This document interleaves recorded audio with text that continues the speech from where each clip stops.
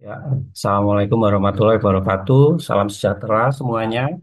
Shalom, Om Swastiastu, Namo Buddhaya, salam kebajikan. Sekali lagi terima kasih untuk perkenalan dan moderasinya, Ibu Maria Margareta. Terima kasih juga untuk Ibu Pancawati dan rekan-rekan IPLBI atas undangannya, juga kepada Prof. Nani dan Pak Endi atas kesediaannya untuk turut hadir di acara ini. Baik, langsung saja. Jadi eh, tadi yang kita sudah mendengarkan dari Pak Edi itu ya. Jadi apa yang disampaikan Pak Edi itu menjadi semacam ini sebenarnya apa teorinya gitu ya, teorinya dan bagaimana kemudian saya akan lebih fokus ke praksisnya, bagaimana kita melihat prakteknya di lapangan gitu.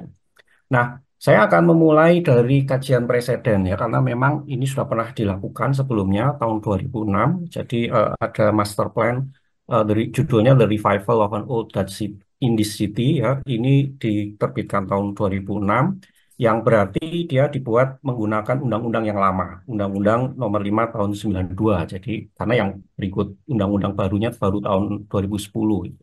Nah, dari situ kita bisa langsung mempelajari secara praksis apa yang berbeda, gitu, ya, apa yang berubah dari undang-undang dan bagaimana dia diterapkan di lapangan. Pertama, di Master Plan 2006 ini kita bisa lihat ada yang disebut sebagai situs, gitu ya. Jadi ada dua kota pertahanan, ini kita lihat antara dua benteng dan satu pelabuhan. Terus ada empat Eh, rumah Mohon peninggalan. maaf, Pak Eka. Ya, Mohon izin, Pak Eka. Bisakah ya. videonya mungkin dimatikan dulu karena sepertinya sinyalnya ini, Oh suaranya ya, tidak stabil. Iya, baik. Bapak. Ya, terima Ya, kasih. terima Silakan. kasih. Ya, baik. Jadi eh, kita bisa melihat ini ada empat rumah pengasingan pahlawan Town Planter House dan Waterfront City ya. Tapi tidak ada delineasi yang jelas itu ya, karena di undang-undang yang sebelumnya memang tidak mengharuskan ada delineasi. Eh, Lalu sehingga kalau kita lihat secara identifikasi letak geografisnya itu ada, tapi dasar situsnya lebih menggunakan berdasarkan narasi sejarah, tapi bukan temuan artefaktual. Itu yang menjadi masalah ketika undang-undang yang baru. Yang kedua, di sini ada 99 bangunan tua dan baru yang diidentifikasi beserta masing-masing data borang. Ini data yang biasa dipakai di BPJB atau sekarang BPKW, data teknis, namun tidak ada penjelasan konteksnya. Jadi di masing-masing ini, eh, padahal tidak semua bangunan tua itu adalah cagar budaya. Gitu. Nah, saya akan tunjukkan contohnya, data borangnya. Misalnya ini, kita mulai dengan bangunan lama nomor 2. Ini ada fotonya, terus di sini ada tulisannya, bangunan existing dipertahankan seluruhnya, perubahan hanya diperbolehkan di bagian interior, penutup atap, dan lain sebagainya. Padahal ini adalah bangunan milik pribadi. Gitu. Apakah ini bisa bisa diimplementasikan? Nah, itu yang menjadi tanda tanya. Dan yang contoh kedua adalah data borang untuk bangunan baru. Misalnya ini bangunan ini dapat dibongkar dan diganti baru, bangunan baru harus selaras terhadap lingkungan setempat dan lain sebagainya. Padahal ini adalah hotel yang dimiliki oleh Des Alwi. Apakah kemudian kita bisa membongkarnya ketika ini adalah apa milik masyarakat ya, bukan milik negara. Nah, itu adalah permasalahan-permasalahan yang belum diterapkan, belum difasilitasi di undang-undang yang lama. Lalu yang berikutnya ada area studi ya. Jadi Gelianasi ini mencakup 72 hektar, terus yang area perencanaannya 40 hektar, lalu yang biru ini adalah model percontohan 13,5 hektar. Nah, Gelianasi ini untuk konteks urban sebenarnya terlalu besar gitu ya. Dan zona intinya juga kurang jelas, tapi dia yang jelas terlalu luas. Nah, kenapa ini menjadi masalah? Karena zona inti dalam situs atau kawasan cagar budaya itu kalau sudah ditetapkan tidak boleh berubah bentuk. Zona intinya ya, spesifik kita bilang zona inti. Nah, sehingga dalam kasus-kasus wilayah perkotaan, urban, yang masih aktif dihuni, jadi dia living museum, delinasinya tidak bisa terlalu luas. Kenapa? Karena objek cagar budaya itu bisa dimiliki perorangan atau swasta, bukan milik negara, tapi pemiliknya ketika ditetapkan, bersedia ditetapkan sebagai objek cagar budaya, pemiliknya berhak mendapatkan kompensasi. Biasanya dalam bentuk pembebasan PBB dan pengurangan biasanya kayak PDAM, PLN, dan lain-lain. Jadi ini sangat berhubungan dengan aspek-aspek pendapatan daerah. Kalau terlalu luas, itu nanti akan meng masalah. Nah, Berikutnya kita mulai masuk ke ranah desain ya. Jadi ada beberapa hal yang kemudian bergeser di undang-undang yang baru. Kita mulai dari ini, metode pengembangan kawasan cagar budaya yang kurang sesuai dengan regulasi dan prinsip pelestarian, di mana ada rancangan struktur atau bangunan ikonik atau monumental di dalam zona inti. Jadi ini adalah rancangannya di Master Plan 2006, di mana di sini ada semacam barang baru gitu ya, objek arsitektural baru. Nah, ini seharusnya tidak diperbolehkan ketika dia bersaing dengan istilahnya objek cagar budayanya yang sesungguhnya. Sekarang ini objek baru. Yang kedua juga ini faktor teknis merevitalisasi aksis ini yang sebenarnya saat ini sudah dikelilingi banyak sekali rumah gitu ya dan istilahnya digusur semua. Nah, itu kan pertanyaannya apakah bisa dilakukan? Kalau dilakukan, berapa nilai ekonomisnya dan bagaimana berapa nilai sosial kemasyarakatannya ya? Nah, ini coba dilakukan dan kemudian menghadapi masalah demo besar dan lain sebagainya. Atau contoh yang kedua, ada simulasi rancangan di Istana Mini di Master Plan 2006. Jadi ini Istana Mini yang dia membangun kantor baru eh, di dalam zona inti. Jadi jelas ini dengan undang-undang yang baru tidak diperbolehkan. Nah, oke. Nah, yang kami lakukan ini sebenarnya pekerjaan multi years sebagai tenaga ahli di Kabupaten Maluku Tengah. Diawali dengan buku arsitektur dan sejarah arsitektur dan tata kota dan dilanjutkan dengan buku master plan ini tahun 2022 dan 2023. Untuk sejarah tata kotanya saya dibantu oleh Mas Johannes Adianto, sedangkan untuk master plan-nya dibantu oleh Pak Edi Triharyanto. Nah, untuk kesempatan kali ini saya akan melanjutkan dengan hanya fokus di buku master plan, terutama di 5 aspek bab 1 dan 2 aspek bab 2 yang sangat spesifik dan hanya contoh-contoh kecil aja ya, supaya kita punya cukup waktu untuk diskusi. Jadi kita akan bicara tentang inventarisasi, sistem transportasi sedikit ya, delineasi situs-situs, nodal pengembangan, delineasi kawasan, dan skema nodalnya gitu di inti dan pengembangan. Oke. Nah, ketika kita bicara master plan, meskipun itu sifatnya secara arsitektural itu konteksnya desain ya, tapi kita harus melihat kondisi site dan karena undang yang kita pakai sebagai dasar utama adalah Undang-Undang tahun 2010 tentang cagar budaya, maka kita mulai dengan inventarisasi cagar budayanya. Berdasarkan ini data tahun 2021 akhir untuk penelitian tahun 2022, jadi mungkin sudah berubah. Nah, pada saat itu ada 9 cagar budaya. Yang merah ini yang peringkat nasional, yang biru adalah yang peringkat provinsi. Yang ini satu situs ya, tapi kita pisahkan karena nanti ada hubungannya dengan konteks perancangannya, gitu, perencanaannya. Nah, ini beberapa samplingnya. Jadi ada 4 rumah pengasingan pahlawan nasional ya, ada Hatta, Syahrir, Cipto, dan Iwa. Lalu ada 2 benteng dan satu istana dan satu gereja tua. Yang ini semua kita bicara di masa kolonial awal ya. Jadi mulai tahun 1600-an gitu. Ah, terus dari situ kita mendapatkan peta cluster tadi 32 hektar yang dia mengikat terhadap 9 cagar budaya itu. Jadi kita ikat dengan proksimitas terhadap cagar budayanya. Baru kemudian kita kembangkan, misalnya di sektor barat laut, kami mengidentifikasi beberapa objek diduga cagar budaya, belum cagar budaya tapi bisa menjadi cagar budaya.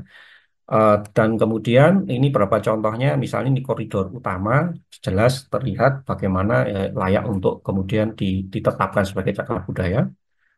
Dan di sisi tenggara jauh lebih banyak lagi ya. Dan di sini termasuk juga objek diduga cagar budaya tanpa konteks sejarah. Jadi dia tidak memiliki nilai sejarah secara individu, tapi secara keseluruhan dia membentuk ambience untuk kita mempreservasi ambience yang ada di lokasinya, gitu ya. Nah, ini beberapa contohnya kalau kita lihat di koridor utama tidak hanya rumah, tapi juga struktur ya, termasuk tembok-tembok karena itu yang menjadi ciri khas residen Swiss atau rumah para penanam perkenir di Banda Neira gitu. Yang itu juga asli dari era residen Swiss. Nah, dari situ secara total kita mengidentifikasi ada 11 ya 9 kalau tadi yang Istana Mini jadikan satu cagar budaya. Terus ada 8 ODCB yang dia sudah diketahui aspek sejarahnya dan ada 66 yang belum tidak memiliki aspek sejarah atau belum diketahui. Jadi jumlahnya sangat banyak untuk area yang sangat kecil, hanya 32 hektar area studi. Jadi konsentrasi yang sangat tinggi gitu ya. Nah, itu kalau kita kelompokkan, baru kita kelompokkan, kira-kira ini bisa menjadi 3 situs. Karena masing-masing situs dia harus punya konteksnya sendiri. Jadi kita punya konteks kota pelabuhan, konteks dua benteng, di antara dua benteng ya, situs dua benteng, dan situs kota Indis. Yang masing-masing sebenarnya tidak bergesekan pada timeline yang sama. Ini hampir dekat, tapi sebenarnya tidak sama juga. Nah, kalau kita lihat secara master planning, sebenarnya karena lokasi yang cukup dekat, ini sebenarnya bisa dikembangkan menjadi sistem walkable ya. Jadi orang tidak perlu naik kendaraan ya, karena ini ini 100 meter aja sekian ya. Jadi ini cuma 250 meter, jadi sangat kecil. Nah, dari situ kita mulai kembangkan bagaimana dengan istilahnya eh, transportasi sekundernya. Jadi bagaimana ketika di luar walkable city itu kita ada kendaraan roda 4 terutama ya yang tidak bisa dianulir gitu ya. Jadi ini adalah akses utama karena dia menghubungkan infrastruktur strategis, bandara dan pelabuhan dan yang ini ke utara menuju separuh bagian utara Pulau Bandanera. Jadi itu mau tidak mau harus dibuka. Sementara di dalam zona intinya, zona walkable-nya masih bisa juga diterapkan. Misalnya kita menggunakan stasiun tram listrik gitu ya. Ini cukup single single line gitu ya, one way single line gitu. Karena cukup kecil sebenarnya. Tapi intinya ini yang kemudian disarankan menjadi zona walkable yang istilahnya mobil tidak boleh masuk. Skemanya juga cukup sederhana, ada 3 tahap misalnya ya di existing kita mengeluarkan mobil dan kemudian ada kebutuhan baru bersifat parkir di luar zona inti. Dan kemudian di dalam zona inti existing standar ya kita pakai sepeda motor roda 2 ya boleh sepeda motor. Kemudian untuk pengembangan awal baru masuk ke listrik dan pengembangan akhirnya baru menggunakan tram. Nah, ini kalau kita overlay seluruhnya jadi seperti ini, ada zona walkable yang kalau ini zona mobilnya, jadi ini khusus zona walkable yang mau tidak mau harus eh, teroverlay dengan mobil karena kebutuhan gitu ya. Dan ini yang benar-benar zona hanya pejalan kaki atau roda roda 2 dan dioverlay dengan public transport tram gitu. Nah, dari situ, karena kita sudah memiliki inventarisasinya, kita bisa melakukan blockingnya gitu ya. Jadi situsnya berdasarkan perkiraan parcel ya. Perkiraan karena kita tidak punya data data aslinya, data realnya, karena sebenarnya pekerjaan yang tahun 2023 ini sifatnya masih basic design. Nanti akan saya jelaskan lebih lanjut. Jadi ini ada situs 1, situs 2, situs 3 yang delineasinya sudah sangat-sangat spesifik. Gitu. Nah, kalau kita gabungkan semuanya, jadi kemudian kita memiliki zona inti kawasan cagar budaya di luar beberapa yang lain ya. Jadi ini ada kampung baru yang tidak masuk dalam satu kawasan dan di utara ada Lautaka. Jadi kita fokus di yang menggabung menjadi satu dulu untuk sementara ini. Termasuk beberapa ruang terbuka hijau utamanya itu ya itu existing. Jadi memang sudah ada. Nah, kemudian bagaimana caranya kita mengembangkannya gitu ya. Berikutnya setelah zona inti tentunya ada zona penyangga. Nah, zona penyangga di sini akhirnya kami memutuskan untuk kembali lagi ke peta sejarah ya karena kita ada penelitian sejarah dulu tahun 2022 datanya cukup banyak. Jadi kita mengacu kepada area-area yang memang memiliki nilai sejarah tapi secara artefaktual itu sudah tidak bisa dipertanggungjawabkan lagi gitu ya. Jadi oke dia tidak masuk zona inti tapi masih bisa dikembangkan sebagai zona penyangga yang ambience-nya masih dapat gitu ya, tapi dia sebenarnya secara kecagar budayaan sudah tidak ada cagar budayanya. Kami mengidentifikasi ada 3. Yang pertama ada Pasar Lama Naira, ini di peta lamanya. Kemudian ada zona penyangga di antara 2 dermaga lama, jadi ini dermaga Benteng Nassau dan dermaga Istana Mini. Ya, ini dulu RTH di zamannya, tapi sekarang sudah hampir tidak ada. Ini adalah dan yang ketiga adalah taman di depan Benteng Nassau yang sebelumnya memang dia taman ya dan aslinya memang ada kanal yang masuk dalam. eh, Nah, dari situ kemudian kita tambahkan, jadi ada 3 zona penyangga. Eh, Sistemnya sekali lagi karena dia urban, kita tidak bisa menggunakan sistem blok ya karena dia urban. Jadi kita menggunakan parcel yang memungkinkan gitu. Dan zona penyangga dilanjutkan dengan zona pengembangan tanpa zona penunjang. Nah, kenapa nanti kita bisa diskusikan, ditanya jawab, kenapa kok tidak bisa ada zona penunjang di dalam sini gitu. Tapi intinya kita punya secara spesifik kita punya pemetaan meskipun masih sifatnya konseptual ya. Jadi ada zona pengembangan, zona inti, kemudian zona penunjang dan zona pengembangan yang itu di overlay dengan peta administratif desa atau kelurahan gitu ya. Jadi ada di Nusantara, di Dwi Warna, di Kampung Baru dan Raja Wali dan Merdeka. Dan secara total, ketika kita melakukan itu dengan sangat spesifik di lapangan, kita mendapatkan zona inti kawasan yang sangat kecil memang, gitu ya. Jadi hanya 2,5 hektar untuk situs pertama, hanya 5,6 hektar situs kedua, dan situs ketiga hanya 9,6 total, tidak sampai 18 hektar. Sekali lagi, ini dilakukan karena ini konteksnya adalah kawasan urban dan kawasan living heritage ya. Jadi kita harus bisa memanage. Nah, lantas bagaimana dengan pengembangannya? Apakah yang bisa kita rancang di situ untuk membantu proses revitalisasi, konservasi yang kemudian juga diinfuse dengan kegiatan pariwisata gitu.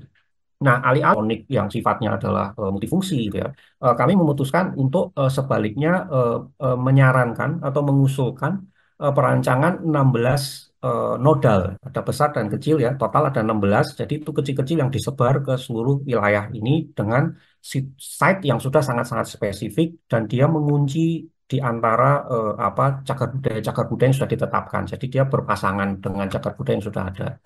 Nah, ini total 16 nodal yang disarankan gitu ya. Jadi ada 3 tahap, ada 4 tahap. Misalnya dan ini proximitasnya terhadap cagar budayanya gitu ya. Jadi dan ini, nah misalnya kita mulai di tahap pertama yang sangat sederhana gitu ya. Misalnya ada toilet umum dan pos istirahat dan pengisian daya ya, charging HP gitu. Terus ada jembatan semi permanen, tenda semi permanen, kita akan bahas itu sedikit nanti. Ada pos istirahat dan pengisian daya karena kita bicara konteks jalan kaki ya, 10 menit, 15 menit harus ada tempat orang istirahat gitu ya. Lalu ada juga kanopi permanen untuk koridor di Pasar Lama Naira. Lalu di tahap duanya baru ini dikembangkan ke tahap berikutnya ada pusat kantor ya, jadi pusat kantor otorita semacam begitu, ada pusat informasi, kantor pengelola di satu lokasi, ada museum kecil, terus ada tempat sewa kendaraan listrik ya. Eh, Kemudian di tahap berikutnya ada halte tram ke tahap 3 atau di antara 2 tahap ini ketika kondisi site intinya sudah dipaksa menjadi zona inti yang walkable, akhirnya mau tidak mau kita harus menyediakan parkir umum yang kemudian juga dilengkapi dengan pusat kuliner dan toilet umum. Baru nanti di tahap terakhir setelah akuisisi lahan mayor ya yang jumlahnya lahannya sangat cukup besar itu kita mengajukan 2 ruang terbuka hijau berbasis cagar budaya, jadi RTHCB, sangat spesifik. Nah, ini beberapa contoh desainnya, jadi sangat kecil, tidak merusak cagar budayanya ya, karena lokasi yang sangat mepet, hampir semua, hampir nol. Jadi ini ada misalnya gazebo kecil, ini tempat istirahat di depan, ini di sebelah rumah Iwa, ini di seberang Istana Mini, ini kantor pengelola di samping rumah Syahrir, dan ini contoh halte di samping rumah Cipto. Nah, saya hanya akan memberikan beberapa contohnya mungkin ya yang bisa banyak didiskusikan. Nanti contoh kedua adalah jembatan semi permanen dengan kondisi itu tadi bahwa ada di situs 2 benteng yang ada di tengah itu dia saat ini posisinya sudah terpisah gitu ya dan benteng Nassau yang di bawah yang di selatan itu sudah dikepung oleh perumahan gitu ya dan apakah mungkin kita istilahnya menggusur semuanya, saya sanksi gitu ya, kami sanksi. Sementara dia harus dijadikan satu, karena pada saat ini konteksnya ketika pengunjung mau pergi dari satu benteng ke benteng yang lain, dia harus melalui perkampungan yang itu tidak satu zaman ya. Jadi uh, ambience-nya jadi terpecah ya. Jadi dia mau nggak mau itu harus disambung.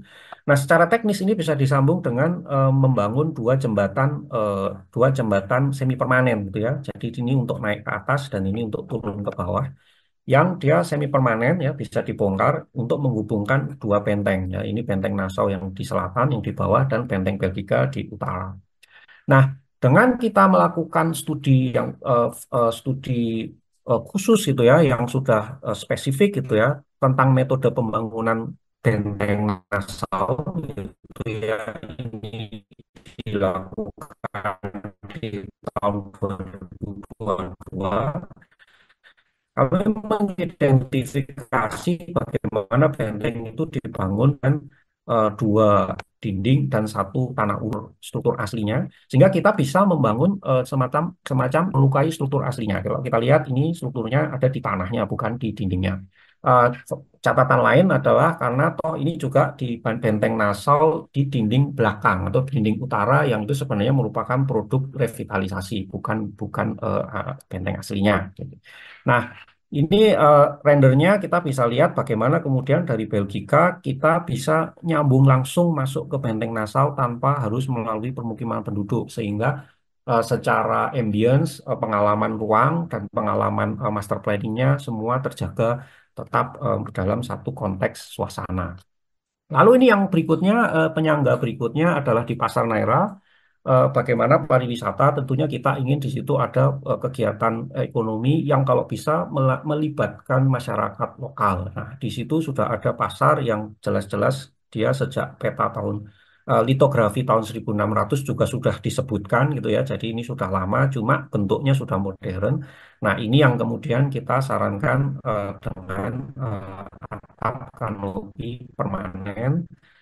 Sistemnya sangat sederhana ya, jadi dia menggunakan modular, berbagai modul. Di bawah itu adalah untuk tampungan air kotor dan di atasnya kanopi. Sangat simpel ya, jadi air air basah bisa keluar ke bawah. Jadi tanpa kita berusaha mendisrupsi desain yang ada di sekitarnya gitu. Nah, sebenarnya ini ada kajian khusus tentang arsitekturalnya, tapi tidak kami sajikan hari ini karena nanti terlalu panjang ya, fokus kita ada di master plan gitu. Nah, yang berikutnya adalah tentang revitalisasi taman di depan Benteng Nassau. Ini lagi yang juga sangat krusial. Nah, kalau kita lihat kondisi existing Benteng Nassau ini, ini akan hampir mustahil untuk dia bisa dibebaskan keseluruhannya karena dia sudah dikepung oleh permukiman ya. Ini bentengnya dikepung oleh permukiman. Nah, kita memulai dengan mengidentifikasi parsel yang mungkin untuk dibebaskan ya sedikit demi sedikit gitu ya. Ada dua yang kita awali ya ini yang harus dibebaskan. Jadi yang pertama ini sifatnya jadi kalau ini Benteng Nassau ini jalan utamanya di sini ada jalan kaki menuju ke dermaga gitu ya. Jadi ini yang biru potong jalan utama. Nah, yang kita sarankan di tahap pertama revitalisasi adalah mengakuisisi dua lahan ini. Kenapa kok ini harus dilakukan? Karena ini kita mengacu kepada aspek pelestarian minimum. Bagaimana kita membebaskan paling tidak fasad depannya. Kalau saat sekarang kita lihat Benteng Nassau itu fasad depannya tidak terlihat karena tertutup oleh eh, permukiman ya hanya terlihat satu jalan menuju namanya ini mau tidak mau harus dibebaskan ya ini terus baru pembebasan kedua hanya di sisi barat ya untuk meminimalisir konflik horizontal ya jadi yang di sisi tahap pertama tahap kedua sisi barat hanya untuk supaya kita bisa membuka visual aksis dari laut jadi seperti ini yang jadi kita punya visual aksis yang karena dia elevasi otomatis benteng Belgika ini kelihatan ya sekarang pun masih kelihatan tapi benteng Nassau-nya yang tidak terlihat. Desain eh, saran kami juga desainnya juga tidak perlu terlalu akrobatik ya tamannya fokusnya adalah menggunakan eh, apa hanya tanaman-tanaman vertikal gitu ya jadi yang dia tidak akan mendisrupsi apa namanya fasad dari Benteng Nassau tidak perlu ada menurut hemat kami tidak perlu ada artwork yang terlalu besar atau apa ya kita biarkan kita jaga supaya apa primadona yang ada di Banda Neira adalah ya cagar budayanya gitu ya. Jadi kalau yang lainnya kita mengintroduce sesuatu yang sifatnya baru, arsitektur yang baru, biarlah dia menjadi semacam pelengkapnya saja tapi tidak bersaing dengan cagar budayanya. Ya, itu tadi beberapa contohnya dan eh, Berikutnya juga yang saya rasa penting untuk dibahas ya sebelum saya menutup, saya perlu juga mengapresiasi PUPR Kabupaten Maluku Tengah ya. Jadi kami sebenarnya sudah bekerja bersama dengan Dinas PUPR Kabupaten ini cukup lama ya. Jadi mulai tahun 2020 dan di situ ada beberapa di luar dua buku yang tadi sudah saya sampaikan, ada tiga buku lain yang sudah diterbitkan juga pendahuluan. Jadi ada misalnya ini Arsitektur Kayu Nusa Ina tentang Pulau Seram ditulis oleh Mas Cahyono Novianto. Lalu ibu kotanya Kabupaten Maluku Tengah di Pulau Seram juga Kota Masohi. Ini saya yang menulis dan editornya Mas Cahyono Novianto. Lalu ada Jazirah eh, di Pulau Ambon. Ini ditulis Mas Cahyo juga ya tahun 2020, 21 dan 22. Dan ini sebenarnya hasil kerja kontinu ya. Kita perlu melakukan ini secara kontinu untuk bisa dapat hasil yang konsisten gitu dan tim yang cukup besar sebenarnya dipimpin oleh Kepala Dinas Pak Hasan Firdausi dari DPUPR Maluku Tengah. Jadi secara total kami jumlahnya ada 27 orang yang sudah berkecimpung di sini, termasuk 28 dengan Pak Edi. Mohon maaf belum sempat dimasukkan, jadi ini dari yang lama, menghasilkan 5 buku. Gitu. Nah, yang terakhir adalah kenapa kok kemudian kerjasamanya justru dengan PUPR, bukan dengan dinas Dikbud Pemda, Disbudristek atau semua dinas yang berhubungan dengan kebudayaan itu biasanya punya dana yang sangat terbatas, akan susah untuk kita bisa melakukan studi-studi seperti ini. Jadi mau tidak mau harus dengan PUPR. Yang kedua tadi seperti sudah disampaikan oleh Pak Edi, PUPR sudah memiliki payung hukumnya, gitu ya. Dan kita ingin fokus di payung hukumnya. Nah, sebenarnya ada potensi dan masalah. Sebenarnya masalah yang bisa menjadi potensi, di mana kalau kita fokus di permennya, bahwa Permen PUPR itu sifatnya lebih progresif, justru lebih progresif daripada yang dimiliki oleh Disbud ya. Nah, kalau kita lihat ya, mereka sudah menghasilkan PUPR sudah menghasilkan permen yang jauh lebih cepat gitu ya, tahun 2015 kemudian 2021. Sementara yang eh, Budpar Dikbud itu justru lambat ya 2023 baru ada 2024. Nah, jadi secara prakteknya ya dan ini saya rasa ini sudah kita sama-sama tahu ya banyak yang melakukan membantu kementerian ini kan juga ada anggota-anggota IPLBI juga. Pada prakteknya saat ini itu seperti jadi terbalik-balik gitu ya. Jadi karena PUPR punya nomenklaturnya dulu ya, undang-undangnya, regulasinya dulu, permennya dulu. Jadi PUPR ini cenderung bergerak duluan ya melakukan revitalisasi situs atau kawasan terutama oleh Kemen PUPR dan atau Pemda gitu ya. Yang kemudian dibangun infrastrukturnya terbangun tapi tidak sesuai dengan kaidah CB terutama interpretasi terhadap Undang-Undang tahun 2010.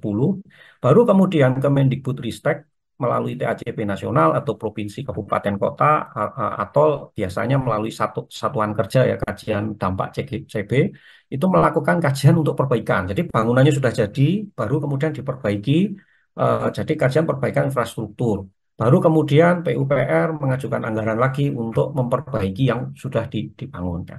Tentunya harapannya kita tidak melakukan itu lagi, gitu ya. Jadi kita harapannya kita mulai perencanaan master plan dulu dengan tupoksi utamanya Dikbudristek, gitu yang dibantu oleh PUPR. Kami sudah mulai melakukan itu di Provinsi Jawa Timur, di mana Dinas PUPR Provinsi itu selalu menggandeng Dinas Kebudayaan untuk proyek-proyek yang berhubungan dengan cagar budaya, dan ini coba dilakukan di Maluku Tengah. Bagaimana kali ini justru inisiasinya langsung datang dari Dinas PUPR Kabupaten. Gitu. Baru kemudian pengembangan paket konsultasi di bawah PPK atau Satker PUPR dan kemudian pelaksanaan paket konstruksi gitu ya. Nah, kalau secara makro kita lihat, jadi mungkin jadinya seperti ini ya, usulan daerah itu dimulai dengan perencanaan master plan, sifatnya hanya basic design sebenarnya. Cuma karena kebutuhan penganggaran ya mau nggak mau itu harus sampai katakanlah animasi ya. Perencanaan master plan bertupoksi di Budristek dan PUPR karena Maluku Tengah itu belum punya TAJB, akhirnya minjam dari wilayah lain gitu ya. Nah, lalu kemudian melakukan konsultasi ke pemerintah pusat, terutama untuk objek cagar budaya peringkat nasional ya. Karena Banda itu kan peringkat nasionalnya banyak ya. Konsultasi bisa melalui Kementerian Dikbudristek, Junto, TACP Nasional atau Satuan Kerja atau ke BPKW kalau di wilayah ya.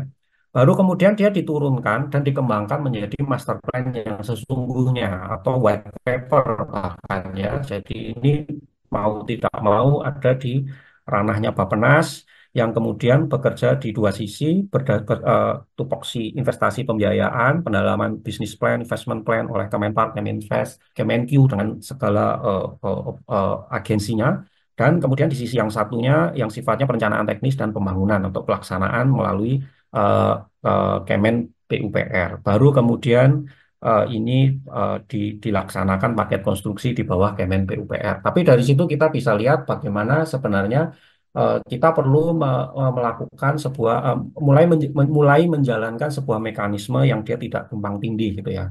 Yang kebetulan ya selama ini terpaksa begitu karena perundangannya berjalan tumpang tindih, tapi ini perundangan dan sampai permennya sudah mulai dibenahi, mungkin kita mulai perlu menginisiasi hal-hal yang serupa di wilayah-wilayah lain. Sementara itu dulu dari saya kembalikan kepada Ibu Maria Margareta. Terima kasih untuk waktunya.